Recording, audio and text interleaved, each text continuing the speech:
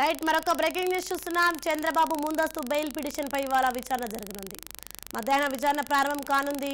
ఇప్పటికే చంద్రబాబు తరపు న్యాయవాది లూత్రా వాదనలు పూర్తి చేయగా మరోసారి ఏజీ వాదనలు వినిపించనున్నారు.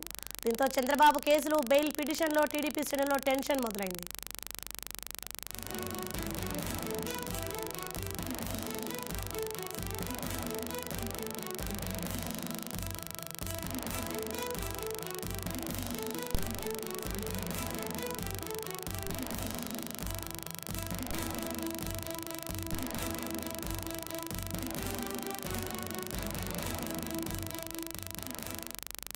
చంద్రబాబు ముందస్తు బెయిల్ పిటిషన్ పై ఇవాళ విచారణ జరగనుంది. ఇక ఇదే విషయంపై మరింత సమాచారం మా ప్రతినిధి గాలిబ్ అందిస్తారు. గాలిబ్, చంద్రబాబు బెయిల్ పిటిషన్ పై విచారణ ఈ రోజు మధ్యాహ్నానికి హైకోర్టుకు రానుంది.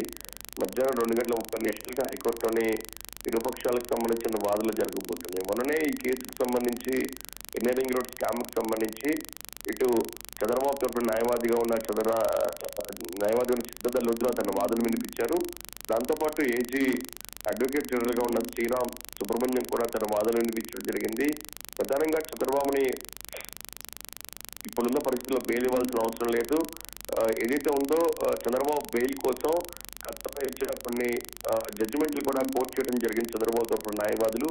అది ఈ కేసుకు వర్తించదు అనేది మాత్రం ప్రధానంగా ఏజీగా ఉన్న అడ్వకేట్ జనరల్ గా ఉన్న శ్రీరామ్ సుబ్రహ్మణ్యం తన వాదన వినిపించారు. దాంతోపాటు చంద్రబాబు తరపున న్యాయవాదిగా ఉన్న సిద్ధార్థ లూత్రా కూడా తన వాదన వినిపించిన నేపథ్యంలోనే మరోసారి వాదనలు వినేందుకు విచారణను ఈ రోజుకు వాయిదా వేయడం జరిగింది. ఈ రోజు మధ్యాహ్నం 2:30 చంద్రబాబు ముందస్తు బెయిల్ పిటిషన్ పై హైకోర్టులో విచారణ జరగబోతుంది.